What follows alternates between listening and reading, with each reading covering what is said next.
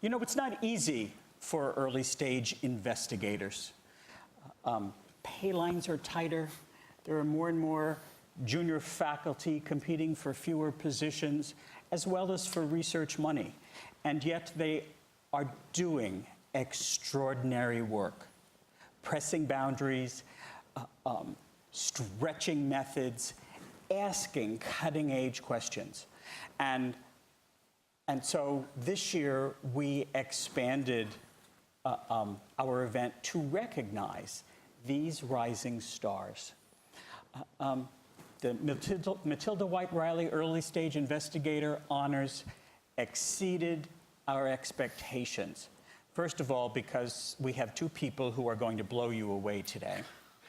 But also, we didn't know what to expect. We received almost 100 recently published articles between January 2015 and the present. And those were the 100 that met the NIH requirements for early stage investigators. We received more from people who did not read what our policy was. The quality was so tremendous that about 50 of these people we have designated as Matilda Early Stage Investigator honorees. Both they and our distinguished lecturers today will be summarizing their research in blog posts on the NIH Connector. We'll be featuring them through the remainder of the calendar year in December. The best of the best, though, we have brought here to you today. And so to summarize her cutting research on transitions in adolescence and their long-time effects on mental health is Dr. Stephanie Cook from NYU. If you want, or I can get you the clicker and you can talk from there. I'll talk from there. Okay.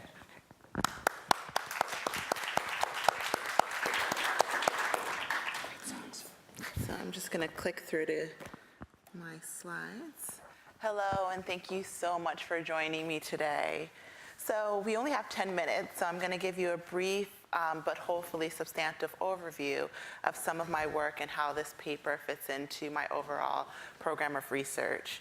So I'm interested in understanding how attachment is associated with long-term health and well-being among marginalized populations here in the United States, more broadly defined. And my interest really came about through my earlier work on HIV and trying to understand how features of close relationships are associated with HIV risk behaviors, including drug use, sexual risk behavior, and mental health. But what I found is that a lot of social support-based HIV prevention efforts were failing. They were not scalable, or we didn't see long-term effects. And so I thought critically about why this was.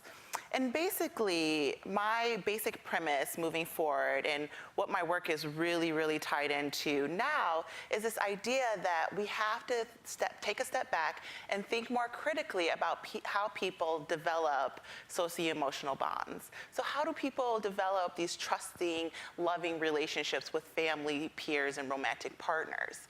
And really understanding in the context of poor social conditions and discrimination and stigma, how these attachment bonds develop and how they're associated with long-term health. So in terms of this paper, I was interested in two basic questions. One was, first, can attachment style change? A lot of psychological literature, now it's changing a little bit, but the basic premise is that attachment style doesn't change. If you're more insecurely attached and unable to develop these bonds, this is kind of how you are for the rest of your life, and it has implications for health and well-being. And the opposite is true for more secure relationships. However, we know in this changing social context and in the context of poor social conditions that there can be changes in us as individuals. So I wanted to first ask, in the context of poor communities of color, do we see these changes in attachment? And if so, what are the long-term effects of these changes? So the current data comes from a 20-year cohort study, the Flint Adolescent Study. We followed individuals from the age of 14. Now they're about 35, and we're doing the second step in the Flint Adolescent Study so we can look at intergenerational linkages. So this is the African American subsample, which is made up of 541 African American individuals with about half female and half male. So in terms of the overall study measures, I measured adult attachment, or in this case, friendship attachment, during waves 3 and waves 4, which they were about 16 to age 17. And then we looked at depression from wave 5, in which they were about 18, all the way through their 30s. So I was interested in if these change categories are associated with different trajectories of long-term depression in this group of young people. So the first basic question was answered fairly early on, so we do see these changes. However, as the literature posits, we see the least change in the stability group. So most young adults that were stable continued to be stable in the follow-up year when they turned about 15. And then the next stable group was the insecure group. However, we do see this subsection of young people that had this transition in attachment that changed from either secure to insecure or insecure to secure. So overall, I did a growth model to basically look at if these change group predicted these long-term depression curves. And what I found is really interesting. First, young adults in the stable secure group experience increasing levels of depression through adulthood. So basically, if you were insecure, you had high beginning levels of depression, and you tended to increase incrementally through your 30s. In addition, with the stable secure group, we really didn't see a change. So if young people started off with lower levels of depression, and then through adulthood, they kind of stayed in this lower level area of depression symptoms. Interesting enough, though, are the change groups. So young adults in the change groups experience decreasing levels of depression over time. And this was really interesting because we expected the secure to secure group, based on the literature, to actually see decreasing levels of depression. And more interesting is that we found that the secure to insecure group decreased at a significantly faster rate, or the insecure to secure group, sorry for the typo, decreased at an increasingly faster rate than the other change group. And so this is interesting for a couple reasons. So as I said before, being secure in childhood, early childhood, in the literature is just associated with better health. A lot of people haven't challenged that, and we've seen that over and over in the adolescent and the baby attachment literature. However, these results suggest that you might experience some coping strategies with being insecure that are taken into a place of security that actually work to help you have less depression over time. And this is backed by the resilience literature. So in the resilience literature, there's the stress inoculation hypothesis, which basically says that if you experience poor social conditions and you have a little bit of adversity, not high adversity and not real low adversity, just mid-level adversity, then you'll actually be more equipped to deal with life's challenges and stressors and have better depression over time. So this introduces us to this whole idea that we must pay attention to social conditions when trying to understand attachment and transitions in attachment. But what is the main question that I have been asked since these data came out? The main question I have been asked is, okay, these are really interesting results, and they force us to really look at attachment as a viable form of intervention design. But Stephanie, or Dr. Cook, what causes these changes in attachment? And this is something that we've been looking at over the past year. So we know, as I talked about in the beginning, that we have to look past the social support only perspective. So we posit that it's not just social support, but there must be other changing conditions, either in the environment or in the social structure of adolescent social groups that actually influence this change in attachment style. And we have a couple papers forthcoming in this area to better specify what we think that those resilient, I will call resilient processes are. So the other key thing I want to talk about in looking to the future is what are the specific social and cultural conditions that may influence changes in attachment among marginalized youth? And this was a key and very, very important part of this communication, because I posit that when we're talking about marginalized groups, marginalized based on sexual orientation or race, we have to look closer at the social and cultural conditions in which these youth develop. And so in 2016, in the next month, my piece with my student will be coming out in behavioral medicine that posits this attachment and minority stress model.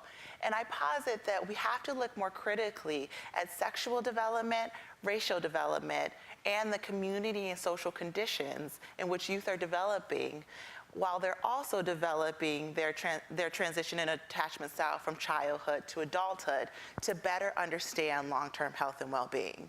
And this area of research is completely novel, innovative, and new just because a lot of attachment research has stopped in adolescence, number one. And number two, a lot of attachment research has been unconcerned with the social processes and conditions in which youth develop. And so this is my long-term plan to go ahead and test this innovative model. And lastly, how can this work inform attachment interventions in policy and practice? What does it all mean? So coming full circle, I talked in the beginning about this need to step back from social support only interventions. Social support is important and a valuable tool that we use and employ in interventions, but if individuals are not able to receive or give social support, then we must take a step back and look closer at attachment and attachment-related processes in conjunction with social support to better formulate our interventions and to better influence health and well-being across the life course. And so I just want to acknowledge my team at the University of Michigan and my team of excellent students that work with me today. And thank you.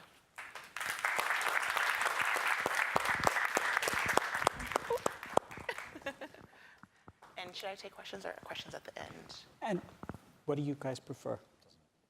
Are there any questions, or do you? Okay, not currently. So maybe maybe at the end, I've got some to start rolling with. So we'll great. turn things over to NHGRI's Chris Marcum. Chris? I guess I'm the inside guy today. There. So again, I'm going to take a moment to thank OBSSR and the selection committee for featuring our paper. It's a great honor to be featured as an early stage investigator. I'm really grateful.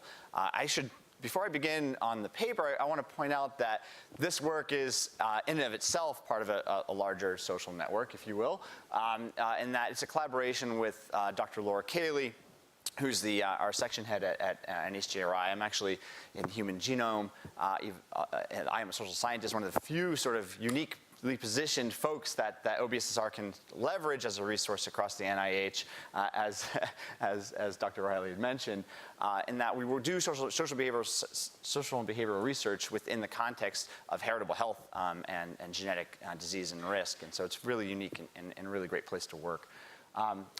Without Dr. Cayley's support, of course, this wouldn't be possible.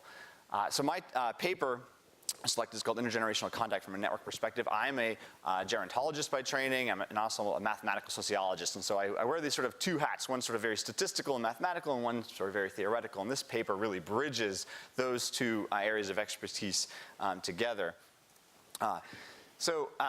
Excuse me, one bottle of water up here. I don't think I'll drink from it. So our paper, Intergenerational Contact from a Network Perspective, we first seek to examine the ways in which life course scholars and gerontologists discuss in the literature how members of one generation interact with members of another generation. We often call this social exchange or intergenerational exchange, but it's really about how contact cross in between generations. Now, often these sort of pathways or these modes of intergenerational contact get popularized in both the media, but also in the literature by things that we would recognize as models of social interaction.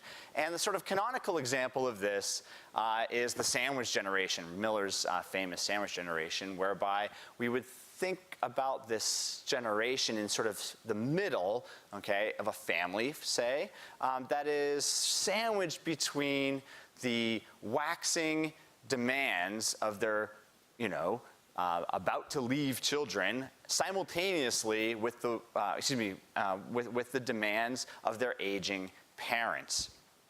And we think of this sandwich generation, I think canonically, Miller, when she posited this model, was really thinking about the baby boomers in this case, where we're going to have, at a societal level, a great demand for educational resources being spent at the same time, health resources being spent on aging parents.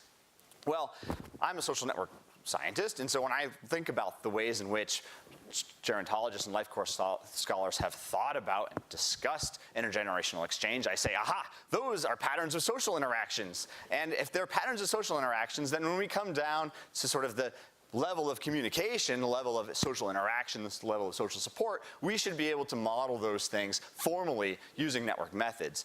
And so what we've done is an exhaustive search of the literature. We've identified 9 of these ways in which intergenerational exchange can be characterized, and we've mapped those directly to features in social networks that we can measure. Of course, to do that, you have to have network data, and we're the social network methods section, and we have lots of social network data. And specifically here, we're going to use our project risk assessment for Mexican Americans. This is a RAMA project. It consists of about 160 multi-generational Mexican origin families that reside in the greater Houston area. And a lot of our work in the network methods section focuses on health communication, specifically about family processes and the structure of health communication involving genetic diseases, genomic risk for diseases, and other types of health processes that go on in families.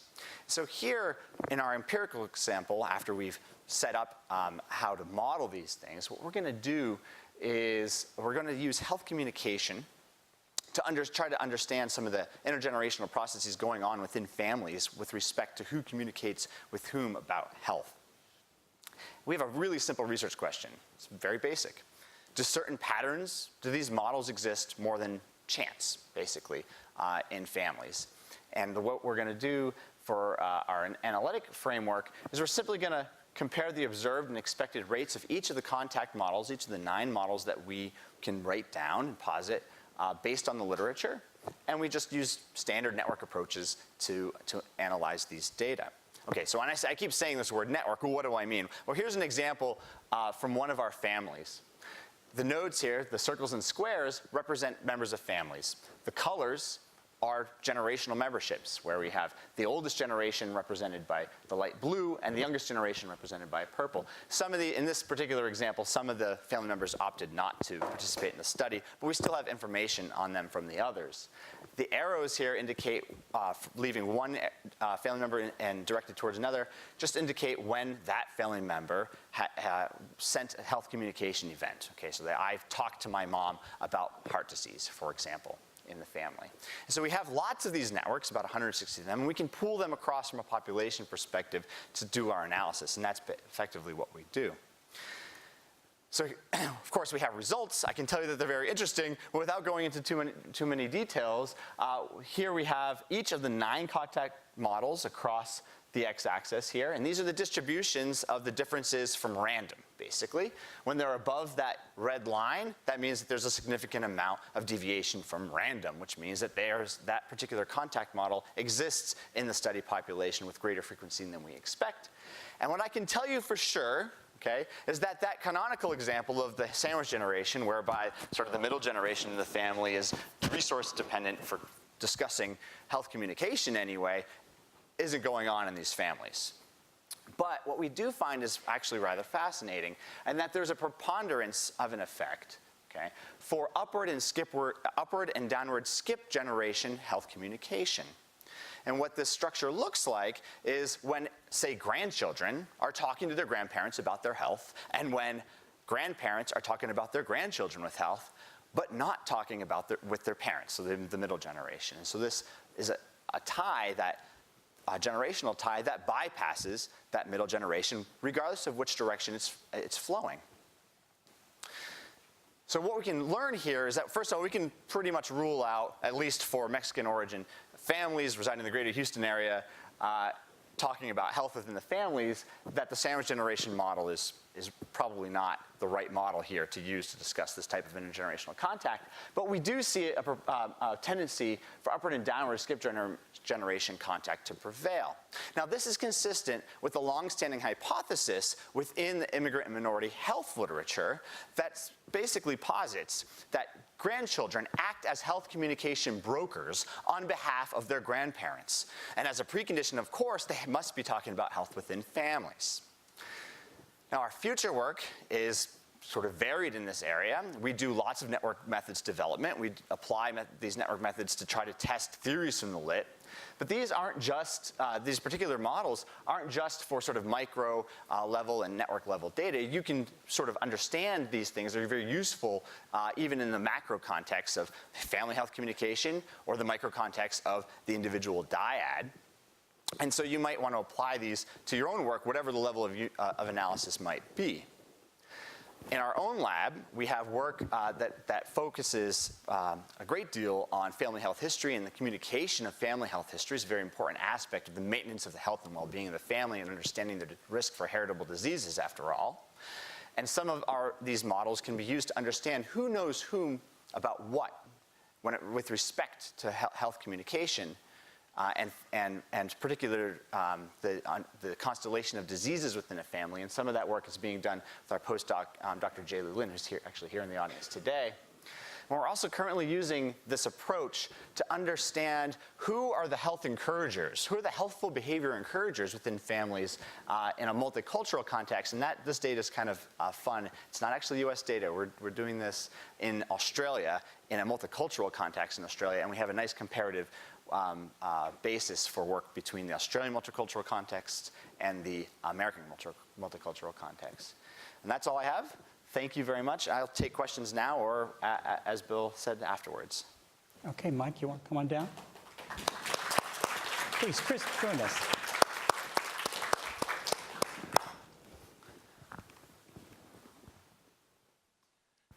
Thank you. Thank you for that last talk.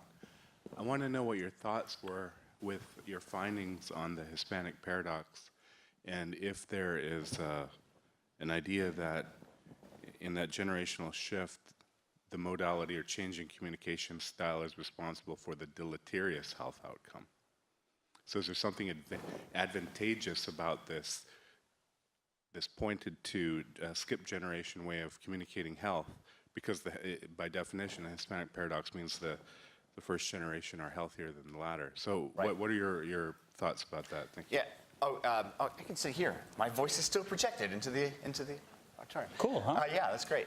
Thank you for the question. So the question, so for those of you who don't know, the Hispanic health paradox is a sort of a long-standing finding that the first generation of at least Hispanic migrants to this country tend to be much, despite the fact that they are a lower socioeconomic status than the majority white population, non-Hispanic white population, they tend to have better health statuses, okay? And a lot of that has probably to do with country of origin and diet and healthful behaviors in the country of origin.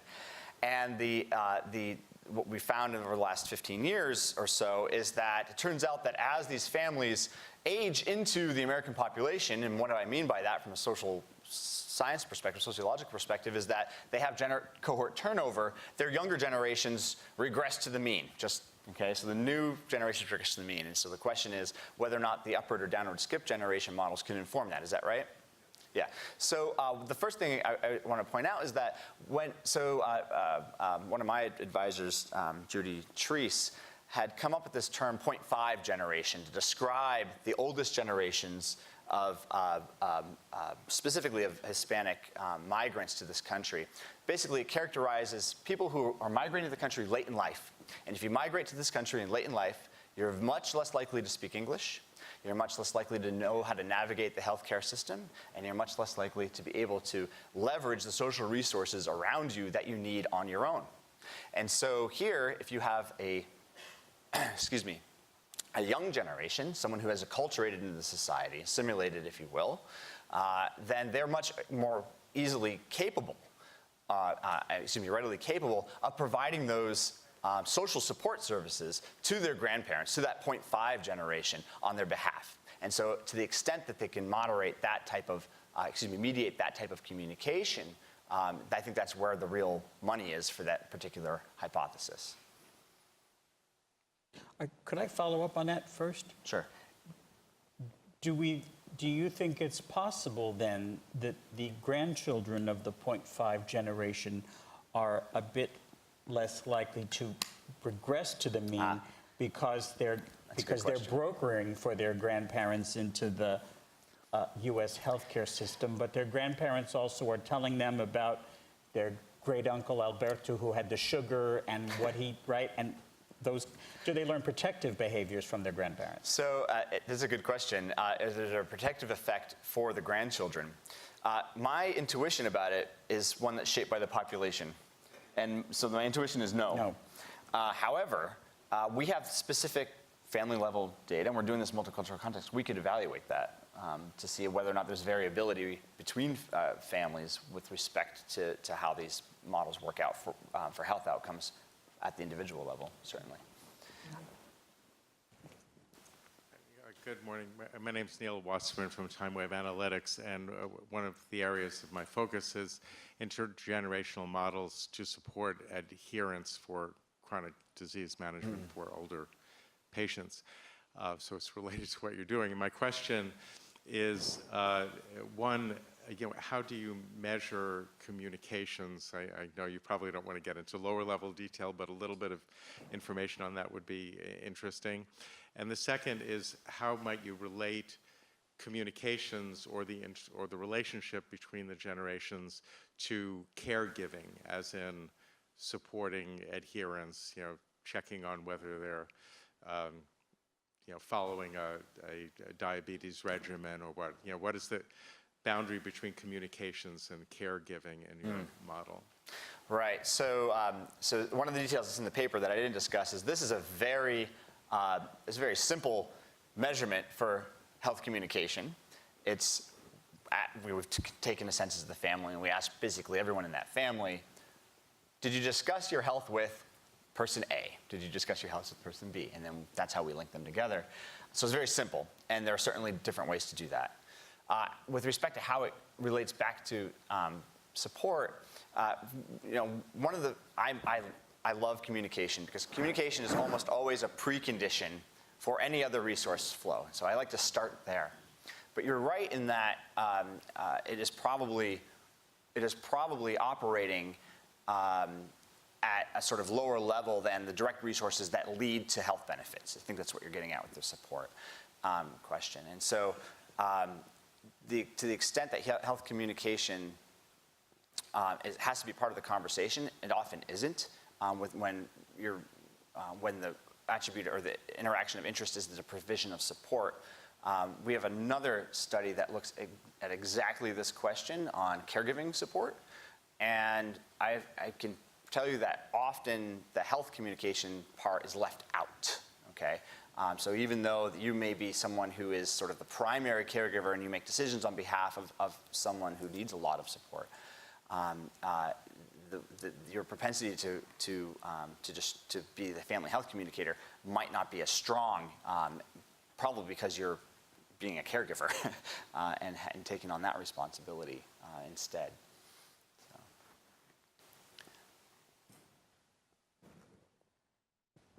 Bill?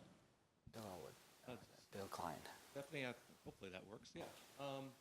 On the rate of change from secure to insecure, or the other way around, do we know anything about that rate? I mean, one would think that going from insecure to secure attachment would take some time. Whereas secure to insecure might be the result of some traumatic event or some at least relational event that caused someone to become more insecure Right. in attachment. So in the attachment literature, what we do know is that attachment tends to be pretty stable in short periods of time. So in the baby, I call it the baby attachment literature. In the baby attachment literature up to about age 10, we see that if we look at it in short periods of time, like 6 months, 3 months to a year, we see that it tends to be rather stable. What we don't know is these longer periods of time and transitions in attachment after the baby attachment literature. So for example, among young adults, 15 to 16, when we have this prime time in which everything's changing, we don't know the rates of attachment during that time. But in these models, what I didn't talk about is that we controlled for we controlled for traumatic events, we controlled for social support, we controlled for other features to make sure that it was the unique contribution of the attachment change group on depression. But at NYU, I worked really hard to, get measures of attachment in a long-term cohort study of emerging adulthood. So over a 7-year period, and hopefully will be renewed. So we'll have the ability to really look at transitions over this longer period of time in a group of sexual minority males, so another marginalized group of young men. So we'll be able to better answer that question. But it's a key question, and it is part of my project to try to answer these questions that I think have kind of been lost overall when we're talking about the importance of attachment on health. Right. While you're transitioning, I had the privilege to get to read all these papers, and we did have a handful available if you're interested to pick up at the registration table. If you didn't, you're welcome to email me, william.elwood@nih.gov. I'm happy to send you those PDFs. And Stephanie, I don't want to steal what might be in press, but one of the things I noticed in your article is you spoke about other family ties and the coping skills that these youth in transitions develop during what then is a difficult time, but ends up being a protective factor. Do you want to mention any of those things on which youth rely on that may contribute to that? So I had to really fight for this part of the article. The journal was like, no, and I was like, yes, this is important. And it's important because it's the idea that these could be maladaptive coping strategies or, coping with a parent not being there or coping skills around avoidant coping strategies. But what's interesting is I believe, and what I'm testing in models right now, is that these avoidant coping strategies that maybe take you away from really stressful events as an African American youth living in a poor area, maybe those avoidant strategies, once conditions change or whatever happens and you become more secure, maybe those are actually helpful. Maybe in some way they become more adaptive coping mechanisms that help you in the long term. And it's about studying exactly what those coping mechanisms might be. And so this is where I turn to the more resilient literature. So in the resilience literature, there's a lot about exactly what resilience is, what are these coping mechanisms that can be better studied to help us understand transitions in attachment and long-term mental health. So. Nice job, thank you. Karen? First, congratulations, Stephanie and Chris, on your excellent research. So I have a two-part question for both of you. So the first part is, what are your thoughts about how you might marry your two approaches, your attachment research and the social network processes? So I'll stop there before I give you the second part. So I also do social network analysis. I have a couple papers on that.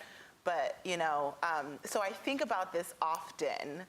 And right now we have we've just collected data on our cohort and the children of members in our cohort.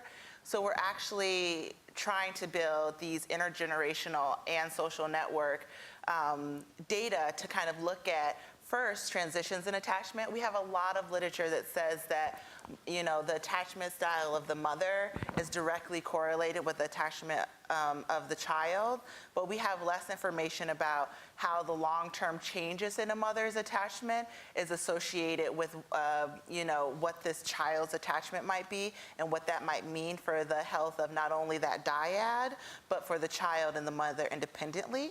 So we're trying to build those models to kind of understand what's going on there and if we can say anything. And I think that because this work is so novel, it's first working with people like Chris to build these models to kind of test those more innovative questions.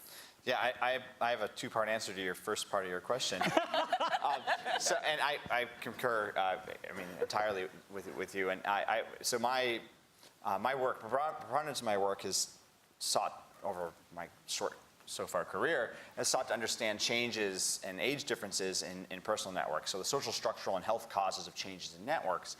And so far, I've done that in a very cross-sectional way. And so one of the things I was thinking about as you were speaking is like, wow, this is really life course longitudinal in a way that is so often our work isn't. Mm-hmm. And I was thinking, wow, it would be very interesting to find out about how these attachment perspectives early on, whether or not they predict particular types of relational structures later in life. Mm-hmm. And in fact, I was thinking way later in life. And I thought that, I thought something that came to my mind when you were speaking was specifically about the role of that stress. You sort of glossed about, I think it was up on your slide, the role of stress that plays early on.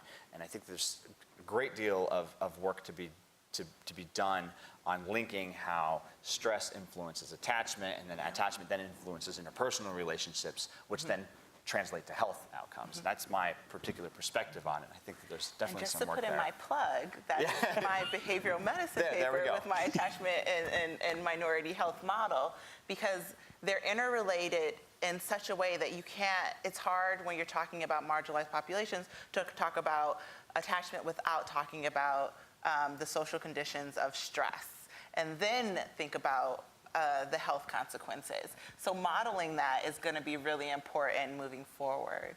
When you're talking about the minority stress model, you're talking about Elon Meyer? Yes, I think, for those of you who don't know, Elon Meyer's minority stress model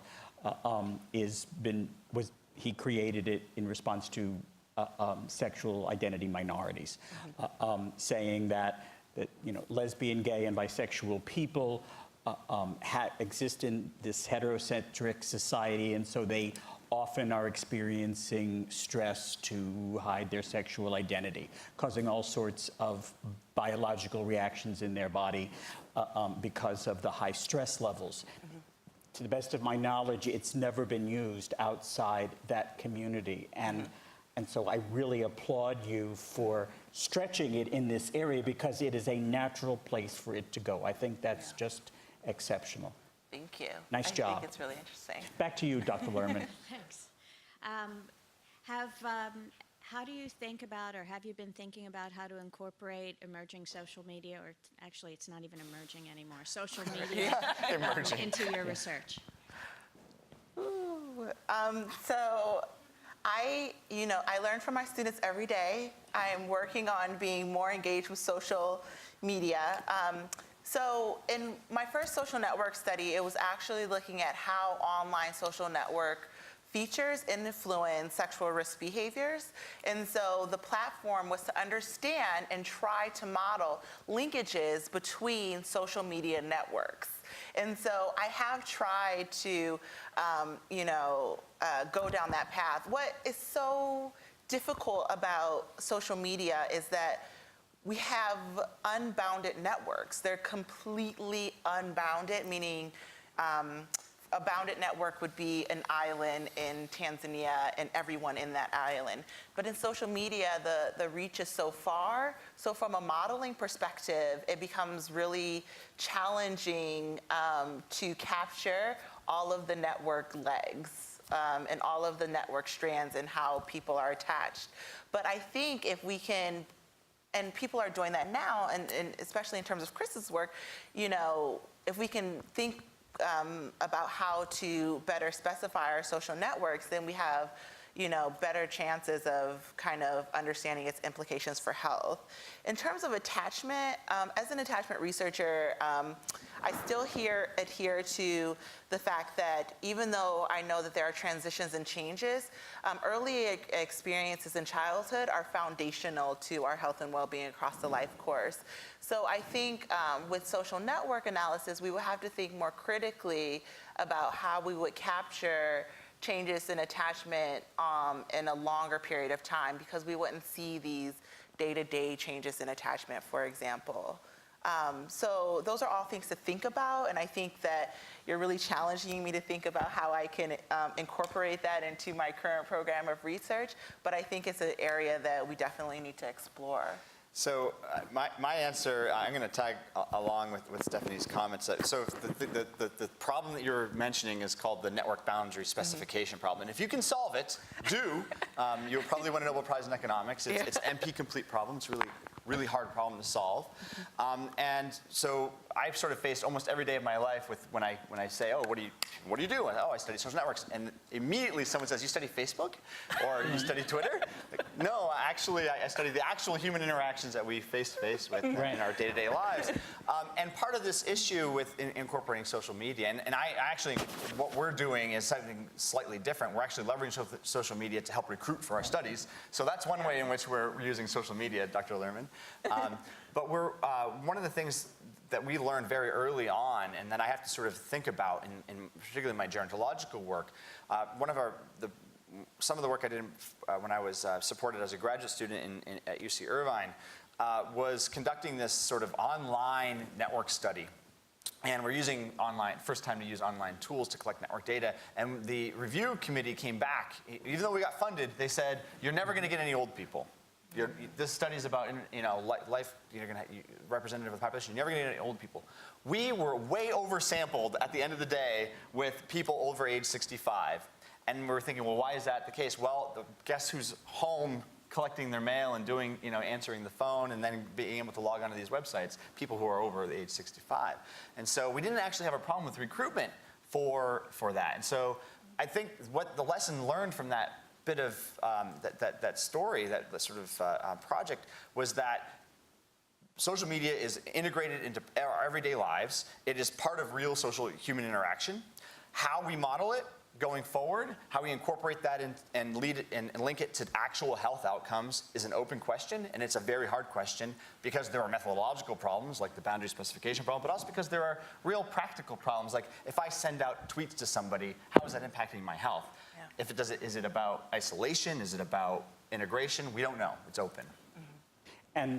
And therefore, how does one engage with those tweets? Just because you send it out doesn't mean necessarily that anyone receives it. Do you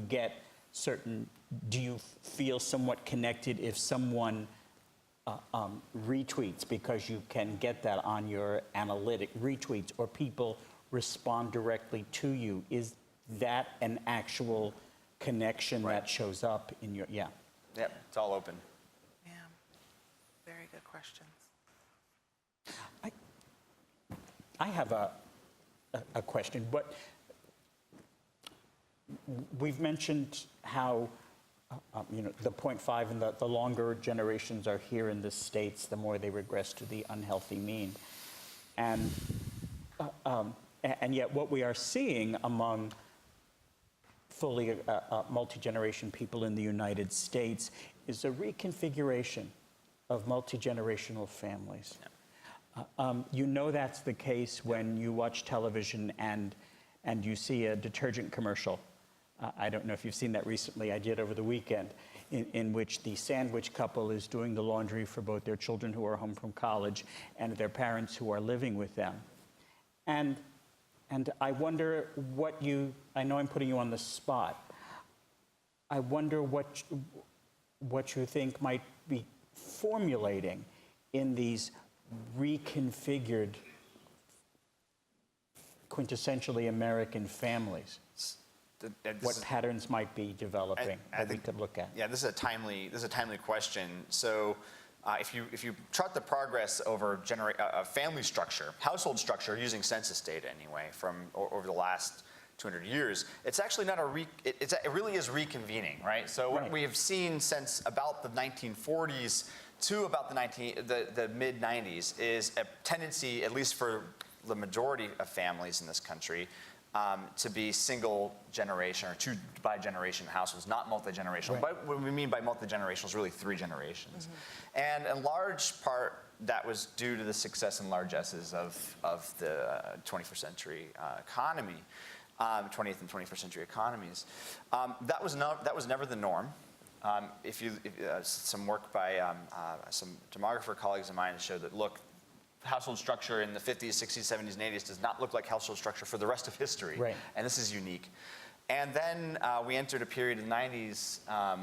We had both highs and lows, and we can actually chart the number of multi-generational households fairly closely with the changes in the economy.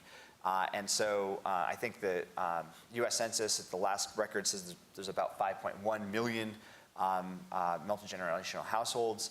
Not all of that is migration.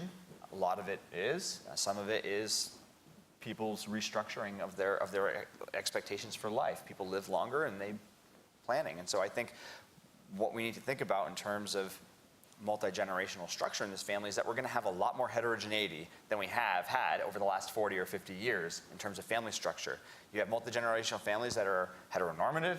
You're going to have mixed families. You're going to have more broken families, more same-sex couple families. It's going to be much more heterogeneous than it has been in the last 40, 50 years with respect to the types of people who consist of family members. In terms of generational structure, it's going to look a lot, I think, it's going to look a lot more like families looked like prior to the 1940s and 50s than it has. And so that's my answer. I think what we need to think about is how we're going to deal. There's no one family unit. It's going to be heterogeneous, and it's going to be heterogeneous in composition, in terms of family membership, generational composition, and just people. So. Do you want to add to that, Stephanie? Or you're happy with it? Okay. Kathy? Hi. Hello. Very interesting discussion. I'm thinking about the rising rate of suicide, and I'm wondering about your thoughts, your speculations about policy screening. What are you brainstorm about policy implications that might address that health problem? So I think that is a multi-pronged answer or question. So with suicide, depression is a key component of suicide, and bullying and other social conditions, especially when we're talking about LGBT youth.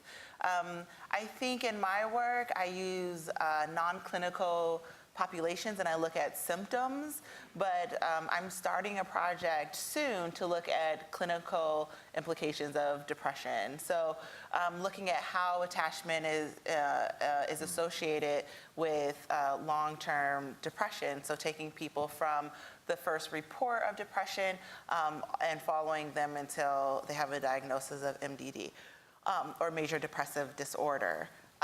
And so I think that since the correlation between depression and suicide is so strong, that it's something that I'll have to think about and look at. And I think that attachment does have very real and interesting implications for how we structure suicide prevention. I just haven't done that work yet, so I don't know. I don't have specific policy recommendations, but I can conceptually see the links. I think that we need a paradigm change around attachment, because a lot of people don't think about attachment as something that can change, that they don't think about implementing interventions centered on attachment in young adulthood. And I think that this is key if we want to tackle things like suicide prevention, especially among high-risk populations such as LGBT communities. So when we're thinking about looking at social support interventions for suicide prevention among LGBT, no, we really need to take a step back and think more critically about attachment. How do we help these young men and women develop trusting and loving social relationships? What are the building blocks of those developmental tools that we can really intensively help implement? And so once we get to a place as a society and as a research community where we can really start to look at attachment in this lens of something that, yes, we can create as an intervention tool, then we can really use this tool and these strategies that arise from these tools to address things like suicide prevention and clinical depression. I hope that answered. Hi, thank you for your presentations. Chris, I actually have a question for you, and I was thinking about this as you were speaking, and then also a little bit yesterday when I was interacting with my 96-year-old grandmother. Oh. And she is very tech savvy. She's all over the internet, she emails, she opens pictures, everything. And I was just curious kind of how, if you've looked at or you are aware of any research kind of with older generations and now their use of the internet. Because I know my grandma, she reads every paper out there, but in addition to that, she's all over the internet reading about health information. She's either sharing with me something about, the latest health studies she's read, or just, information sharing across generations and kind of how technology has changed that. So I thank you for the question. This actually relates back to the question that Dr. Lerman asked, and I appreciate it. So I can tell you that I have not stayed up on this lit, but I used to think about this a lot. So there's a chapter by Judy Treese and myself where we sort of reviewed what older people use the internet for and what is known in the lit. And what we found is just what you said, basically, and that was, oh my gosh, 10 years ago, that older people use the internet for email and for checking health information and for keeping in contact with family members, okay? That's probably changed quite a bit in 10 years. I mean, all of our behaviors in social media and online have changed quite a bit in 10 years. Now, what I find, I think, relevant to OBSSR is the use, and this is probably true for everyone in this room, not just older people, but older people in particular, is the use of the internet for health information. Because, as we know, right, the dissemination of misinformation is much more it's quick at your fingertips, right? And so I think there needs to be some study, and I don't know because I haven't stayed up on the lit if there has been already on health information, use of health information for managing health, self-diagnosis, for example, disseminating health information to others amongst people who turn to the internet for that primary resources, including people of older generations. I don't know. There probably are studies on other uses, but not that I haven't stayed up in the 10 years. Some things I just can't keep track of. I'm really going to stretch when it comes to suicide, but perhaps some of my colleagues can jump in and help answer this question about veterans, both recent combat returnees, as well as all the way back to Vietnam vets.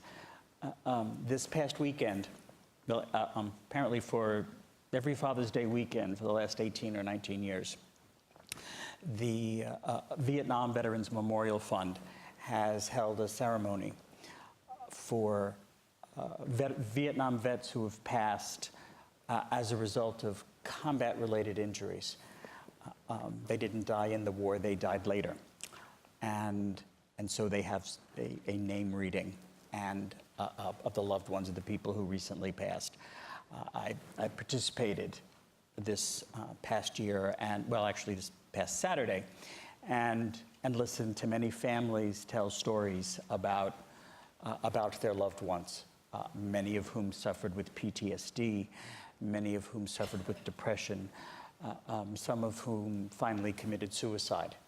And some of us in this room, including myself, are on a number of NIH DoD panels, work groups on more recent returnees and the struggles they have adapting from the coping mechanisms that they adapt with their quote-unquote band of brothers, to quote a movie, and transitioning. And so I wonder, stretching back with the intergeneration, the coping skills people adapt on one hand, how we might look at mining or eliciting the resilience strategies that people develop over the course of their life experiences, and how we can use those as teachable moments, as points in which we can help them use those skills in productive ways. It may not be an answer because I'm really stretching here, but some of my friends in the audience might be able to help. Yeah, I don't know. I can speculate on, but I know a little bit about this literature because I was on a working group here in DC to look at this issue. And there's not a lot of literature on veterans besides more epidemiological work on the rates of suicide. But there's a lot of interventions such as video games, as cognitive behavioral therapy to help cope with the PTSD in a way that reduces suicide rates. And there's a few other researchers around the country I know doing this type of work, but I think it's a really challenging issue. I'm not sure how to answer. So Bill, when you were talking, it reminded me, I had formulated a question I wanted to ask Stephanie. Go ahead. And when you were speaking, and it's actually on this issue. So one of the, as you mentioned, I think probably the majority of folks in your field still think that attachment style is a trait, right? And what we know, so when I think of, when I try to address a paradigm shift, such as changing it from a trait to a state, or the thinking about it, I like to think, okay, where are the exceptions? And one of the exceptions I was thinking of is post-traumatic stress and return from combat. We know that a strong traumatic event can change a personality.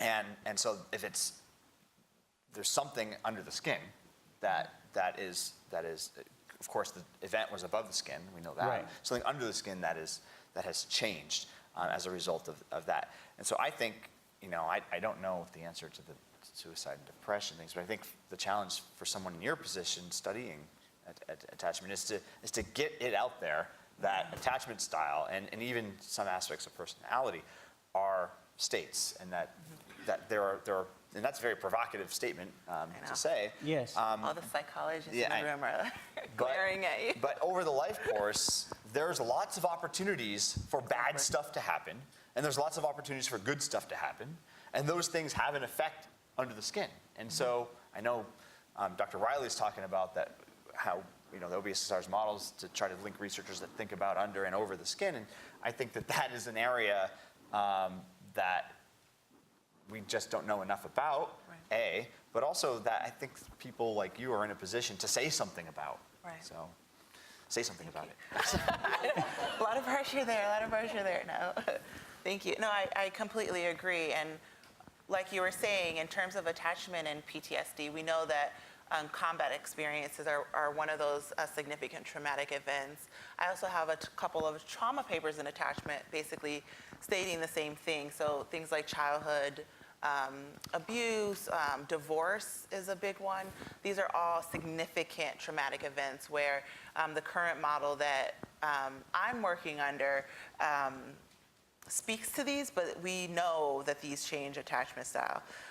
However, when you get back to thinking about,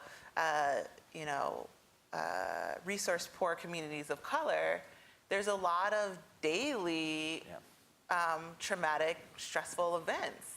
So how do we characterize the traumatic event that will change attachment style? What if it's just an environment of trauma? Right, exactly. Right. And so that's one of the things I'm toying with and thinking more critically about as well.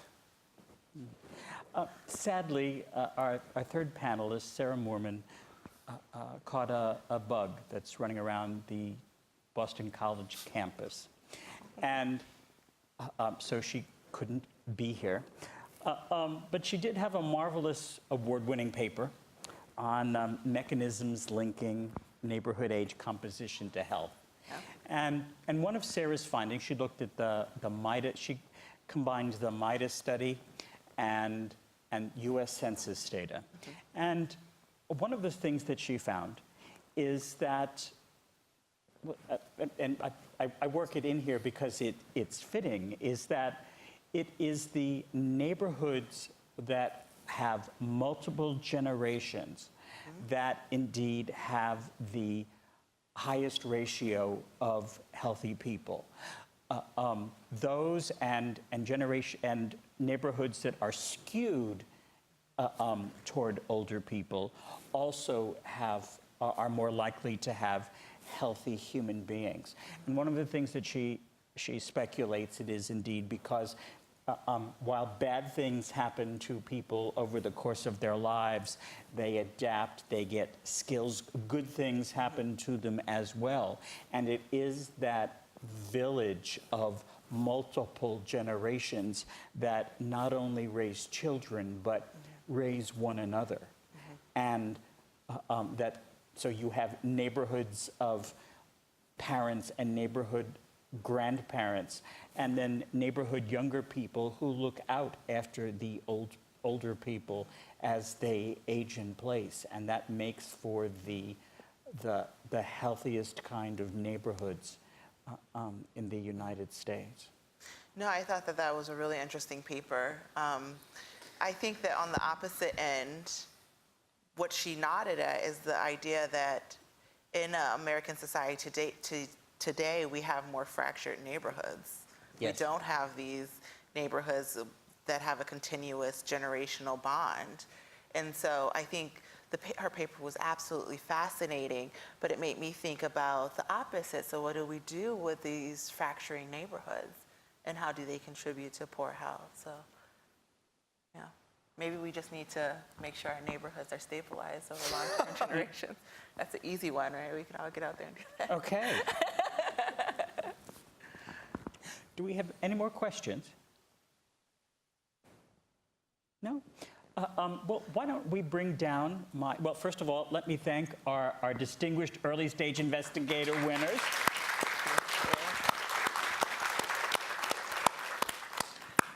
And I will turn things over to my distinguished OBSSR colleague, Dr. Erica Spotts, who will tell you the history of the Matilda White Riley Lecture of Excellence and introduce our distinguished scholar.